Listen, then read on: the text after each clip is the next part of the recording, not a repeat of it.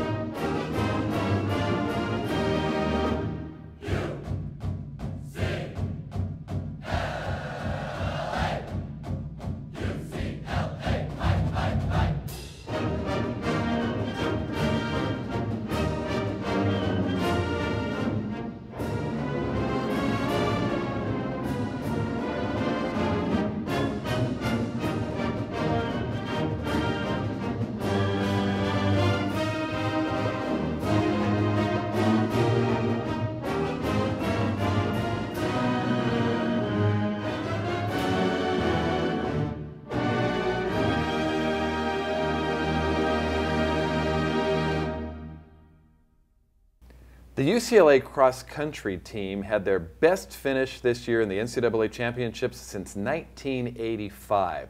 How do they celebrate? They get ready for track season. It's not much time off, is it?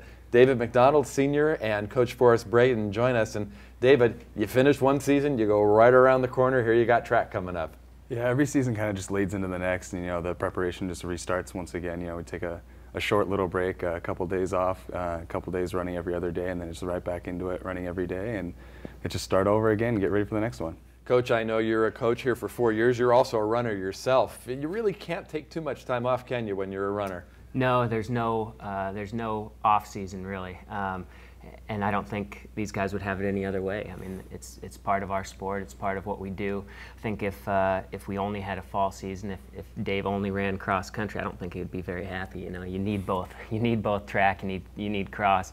It's something that we love to do, and if you love to do something, why not do it year round? Let's look back at the cross-country season, which just concluded, and tell us about the satisfaction you had to feel with the Bruins' performance. Yeah, it was exciting. This is something that had been coming for a while. I think we all knew what we were capable of. I don't think anyone outside of Westwood really knew, or we were underrated all season, and kind of looked over, and we brought it together. Really proud of the guys, the way they competed, and the way everyone just came together. We need. It's 5 guys that score, 7 guys on a team, but it comes down to every single man on the roster. So really proud of the guys and the team in general all year long. Dave mentioned in the intro that this is the highest cross country's finished at an NCAA championship since 1985. And this is your 5th year on the team. So it's got to be super rewarding to be a part of such a, hopefully, a team that's going to lead future Bruins forward. Yeah, it was really exciting. My freshman year, the team made it to nationals, but I was the number 8 runner, so I was left at home, and it was really disheartening to be the first one not to get to compete and be, part of that big special experience, because even before then, the team hadn't gone to nationals in a while, and now going to nationals and competing well and finishing well is just exciting to look into the future, especially with people like Lane and Dustin that are still holding on the team and they still have a couple years left. It's going to be exciting to see what they can do next year with the new recruits and with everyone getting older, getting a little stronger. So it's really exciting for me. I feel like I've helped build the program a little bit, and now it's time to pass the torch on to them. And the finish was 13th. It's great, out of the whole country. Yeah. You were honored as an all-region honoree this year. Tell us what it felt like to get that individual recognition. It was pretty exciting. It's the first time since high school I've really been on a podium. A lot of hard work came down to it, but the goal of the whole meet was to get as many people up there as we could, and that was the best part, is being up there with my teammates, standing right next to Dustin and Noah, and then seeing Lane down in the front row after he finished 5th in the region, which is amazing. And you know, it felt really good. I was very proud of everyone. I was proud of myself. I was proud of my teammates, and it was a great view from up there. David, you mentioned your freshman year a long time ago. You're a senior now, heading into your final track season. What are your thoughts? How do you put that in perspective as you get ready for the spring season? There's a sense of urgency. You know, I don't want to waste any opportunities anymore. It's come down to the final countdown, and you know, every race could be my last race if something goes wrong, and you know, it's just do or die today, and there's no tomorrow. Coach, you have Johnny Gray on your staff assisting you throughout the cross-country season and into the track season. What do you think it brings to the team to have maybe a differing perspective every once in a while? Well, Coach Gray, I mean, Johnny's a great motivator. He's fiery, he's inspirational. It's nice to have that kind of inspiration and that motivation, and knowing that, you know, the world's best at 800 meters is, you know, it's inspiring to have greatness around you, and he believes in the athletes. He cares about the kids, and it's nice to have a staff that is really involved and that really envelops everybody and really cares about everybody. The team was incredibly consistent this year. You had a lot of top 5 finishes. What does it take to make a team consistent week in, week out? A lot of it is just the mentality, the confidence in yourself, confidence in your teammates, knowing that you go out there and you perform to your best every day, and that's all you can do. And if you do that, it's going to be a good day, and that's what we did very well this year. Cross country, you're running primarily on terrain golf courses. You get to see a lot of the world, but in a track, you're running around and around and around, indoor track, outdoor track. What's it like, David, when you switch to running cross country, which is a little more unpredictable, to running on the track? You know, it's a little different. We have to deal with the change of pace for most of the events. It's going to be a lot faster, and it's going to be a lot tougher, and a lot more tactical than cross country per se, because cross country is just a group of guys running away from each other, whereas in track it's going to stick together a little more, and you have to deal with more moves and more strategy coming at you. So you have to deal with more tactical areas in track than in cross country, whereas instead of running away from everybody, you're trying to work against everybody in a more visible scene. You can't hide on a track. You can hide on a cross country course, but on track it's very different, much faster pace, and much more of a team aspect as well, because you can see everything going on around you. How far in advance, as you look at your upcoming meet schedule, how far in advance do you project how you're going to have to run these races? Really, I started thinking about them over summer. You know, we've even talked about them last year. We talk about things that are going to happen. We talk about the individual races. We talk about just the season in general. And but we do predict the way things are going to go, and we plan early. We've already started thinking about the outdoor season. You know, when we're going to open up at the big races, what we're going to do at the Pac-12 tournament, what we're going to do at the regional meet, and you know, stepping into nationals and all the other races. We need to start preparing now, so it's fresh in our minds, and then we have something to work towards, and it's not just an empty view towards the future. Coach David touched on it. You're coaching the distance runners on the track season. How early do you start thinking about pace and how each race is going to unfold? At the end of last year, you know, when David was done last year, we started thinking about not only cross country, but then started thinking about track and what races we're going to hit, and you know, how many steeplechase races he's going to run, what he's going to do on the off events. What races he is going to run, you know, the pace. We talk about his goals coming off a track season. A lot of times, right after the season's over, you have a fresh perspective. You know, you just finished up, and you know what you want to accomplish. You know what you can do better. So it's a year out. I mean, it could be even longer than that. I mean, when I'm looking at athletes' development, I'm looking at sophomore, junior, when they come into the freshman, looking at sophomore, junior, senior, developing throughout their 4 or 5 years here. So I might have an ultimate goal, a 5th year or 4th year goal for them, and it'll change throughout the way depending on how they're doing and how they're responding to the training. But it's definitely a long-term approach for me as well. David, we've been talking about how you have indoor season, outdoor season, cross-country season, and you alluded to earlier that there's not a lot of time off in between the seasons.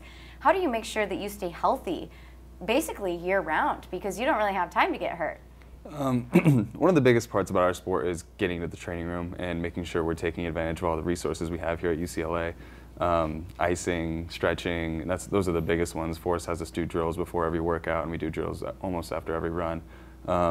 the nutrition as well, fueling our bodies right to make sure that we don't break down as hard as we will on poor nutrition. So a lot of small things that add up to big things that really keep us healthy. And I personally have just a body that doesn't break down very often, and most of us don't. There's a few people on the team that have to worry a little more, but for most of us, we just kind of go on with our daily routine and keep something going that's consistent and used to what our body is handling.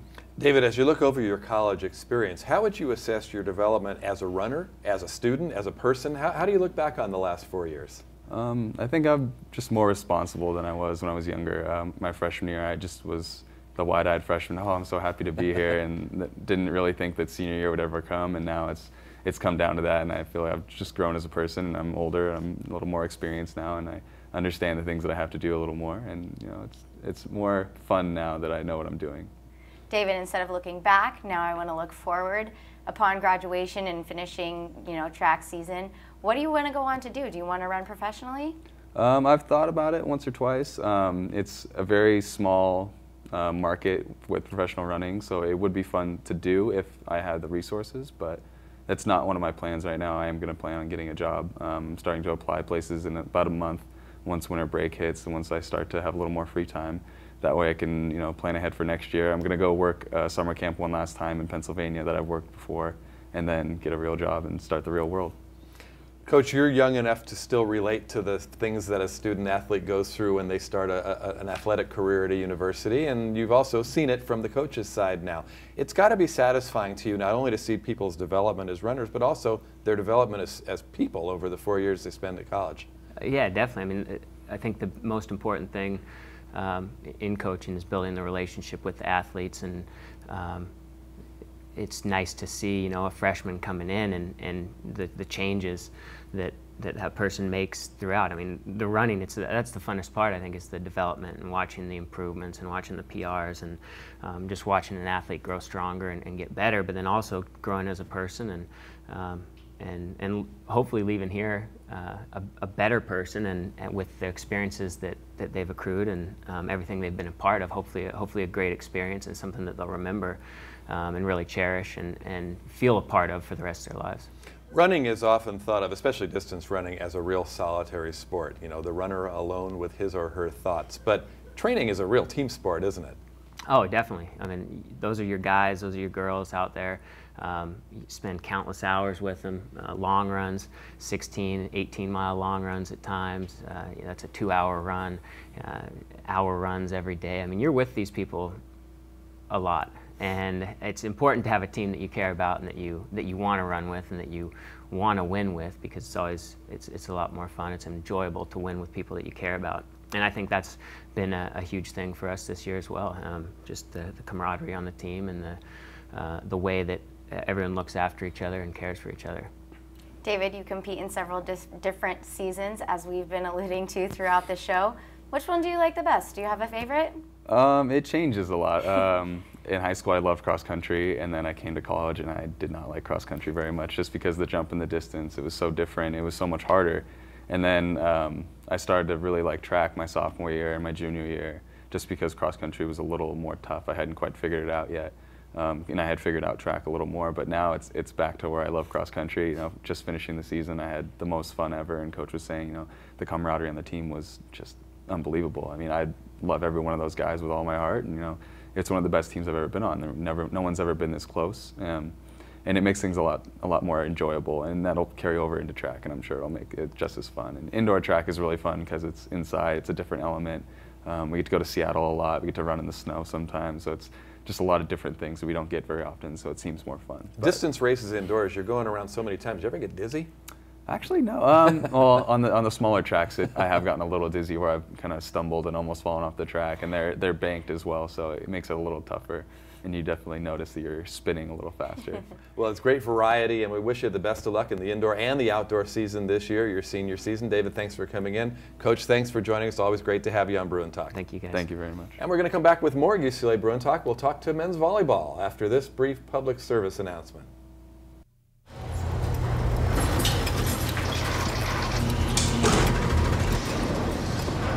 The trophy can be made just about anywhere. But there's one place where champions are made.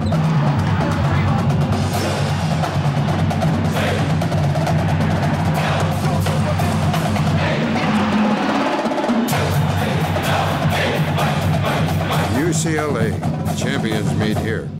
Hi everybody and welcome back to Bruin Talk. It is now time to honor our Student Athlete of the Week.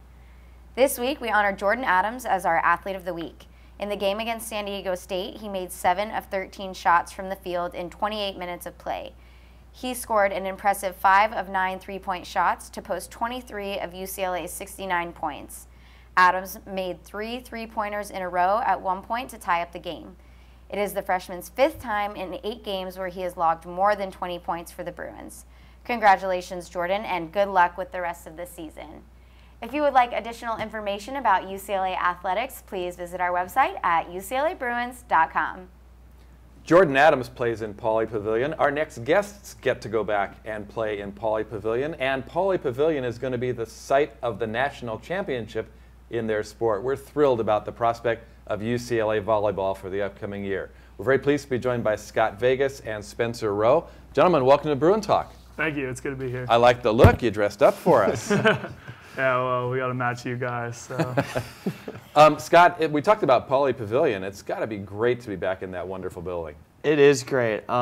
We originally started our season playing in the old Pauley Pavilion, but then in last year's season we started and finished the whole year in the John Wooden Center, which was actually a great feel for our team, specifically because we don't draw the biggest crowds. So having them closer and tight was really good for us, and our season went well last year. But the new Pauley Pavilion is fantastic. We were able to play one alumni game in there, so we were able to get a good feel for what it's like, the new facilities in there and stuff like that. And, you know, there's great displays on all the sports at UCLA. Volleyball's got a nice display, and, of course, national championships are something UCLA is known for. The national championship's going to be at Pauley, Spencer. That's got to feel pretty cool, knowing that if you get all the way, you're playing on your home floor. Yeah, I mean, this date's been on my calendar since freshman year. When they recruited me, they told me, hey, your junior year, it's going to be here. I knew by now we'd have a really strong team. I'm getting the chills thinking about it. I can tell you we've been putting in more effort than ever before to make it there, and it's our only goal, and we're all working for it. So, you know, we're incredibly excited about it, and we really want to win one for the Bruin fans at home. Scott, we were talking about Pauley Pavilion, and you said you guys had a great season last year, but you didn't get to that ultimate goal of the national championship. Coach Al Skates retired. Coach John Speraw now at the helm. How's the team adjusting to the new coaching staff?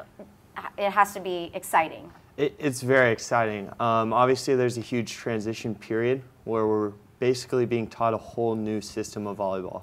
It's a little difficult at times. We're trying to beat out the old tendencies and burn in the new ones. So there's a lot of frustrating moments. You're kind of breaking down your skills and starting over. But what we know, or what we're being taught, we know is the best. And everyone's 100% in and opening their minds to everything.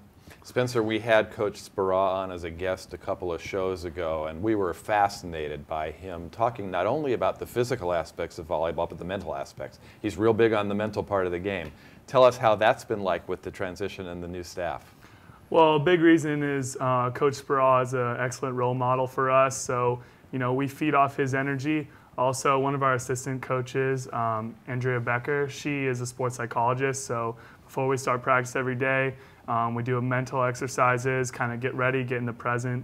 The biggest thing for us is to not think about the past or the future, is just be in that one point, you know, focus for those few seconds you have to focus, play as hard as you can, then kind of let yourself go, then regather for each point. So it's definitely helped us. I think in the preseason, we've shown a lot more toughness, which is the main thing we've been grinding in is, you know, no matter what, you just display toughness and you'll be able to come out on top. Scott, the Bruins have a match with UC Irvine on your calendar.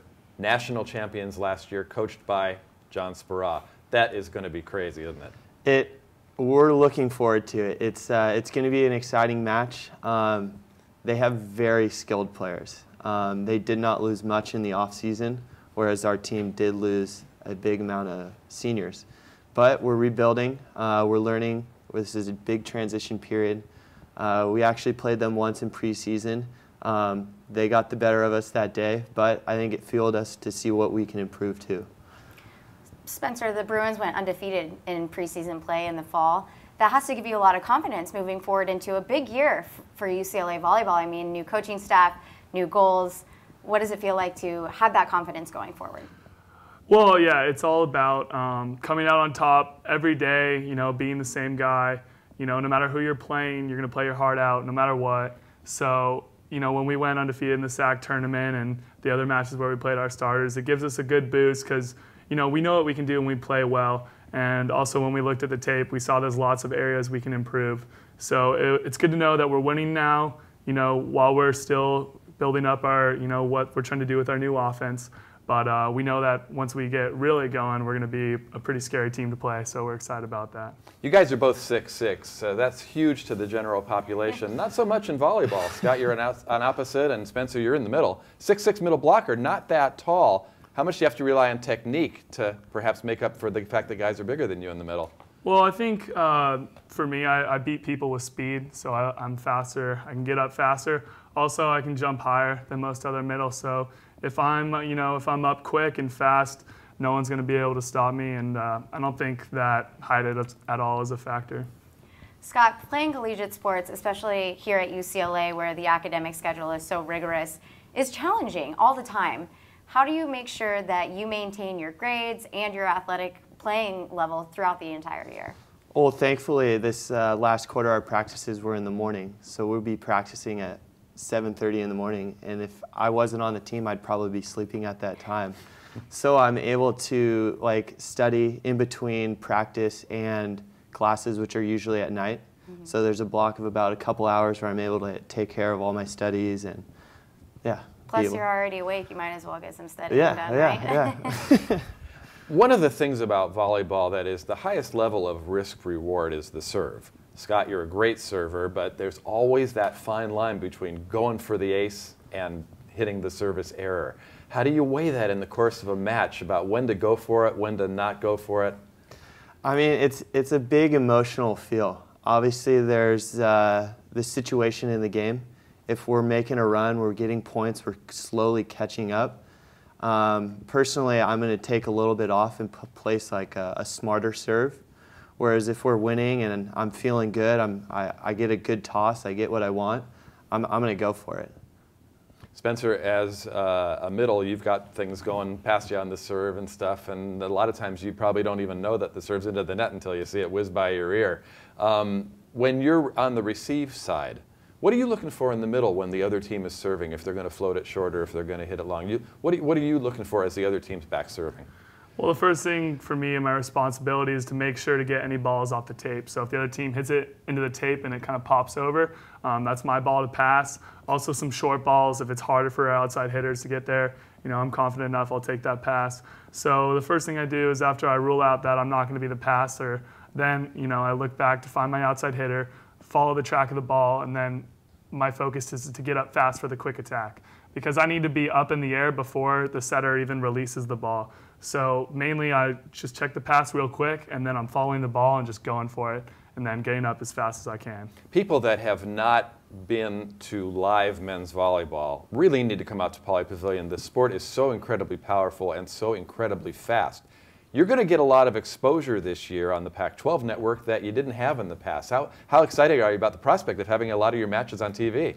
I mean, that's awesome. We're excited to show everyone what we can do. We want everyone to come out, have a big, loud crowd, and it's a really fun sport. We get, you know, big kills, huge blocks. It's really exciting. It's really fast-paced. There's lots of scoring involved. So we think it's a really good time for the students to come out and, you know, go crazy in between each point, and we feed off them too. So it's a big deal for us. Scott, the team plays in the MPSF League, and it's always a challenging league year after year. What do you think are going to be some of the biggest challenges for this team looking forward to the season? Some of the big challenges is obviously this coaching change is a big issue for us. We need to pick up everything that John says fast because our season starts in less than a month, and we have to be on pace to start winning games fast and winning a lot of games. You guys are both good students, both members of the Director's Honor Roll. UCLA obviously great athletically, but talk about the academic decision to come to UCLA.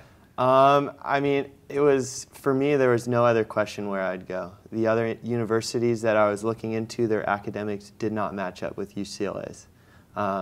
It was an obvious choice and an easy choice to make. Spencer, the balance between being a student at all at UCLA and having a life is always a tough one. When you're playing a sport that's so demanding, your sport is really all year round. Tell us about some of the time pressures you've had to face as you keep up with your studies. We'll actually have a final in a couple hours here, so after this I'm going to go study right away. But you just got to be really, you got to really manage your time, but with the homework. But I think the biggest thing as far as athletically is you also have to really manage your mind and your body. You have to put in the work athletically, and then fit in school around that. And as long as you fit in school when there's time, everything works out. We think there are great things ahead for UCLA volleyball, but look back a little bit. Tell us about some of your favorite memories up to this point playing for UCLA. Actually, I think my favorite memory so far playing for UCLA is a home match we had against UCI. We were number 1, they were number 2. We ended up losing in 5 sets in overtime, but the crowd was absolutely huge, and I just had the most fun I've ever had playing, which is weird to say in a loss, but we played our absolute best, or I feel personally that I did. And being able to come into the game and get some huge kills, and your peers in the stand going crazy for you, that was something special. Scott, same question for you. What do you look at with fondness? Mine definitely came from last year. We had a pretty controversial game with BYU, where we actually had to replay the final 2 points of the game. But I remember there was this time where the call was undecided, and the UCLA section was chanting UCLA, and the BYU fans are chanting BYU, and it's just going back and forth, and I could not even hear myself think, it was so loud. Well, that's the kind of action you'll see in NCAA volleyball, and it really is just around the corner. You can follow the Bruins on the UCLA website. All the matches are broadcast on UCLABruins.com in addition to the ones that are going to be on the Pac-12 network. So great chances to see UCLA volleyball in action. Scott Vegas, Spencer Rowe, thanks for coming in. We're looking forward to seeing you on the court this year. Yeah, we're looking forward to it as well. Thanks for having us. And thank you for joining us on UCLA Bruin Talk. That's going to wrap it up. For Allison Taylor, I'm Dave Marcus. Thanks for joining us. Have a great new year, and we'll see you on the other side. Until then, so long from Westwood.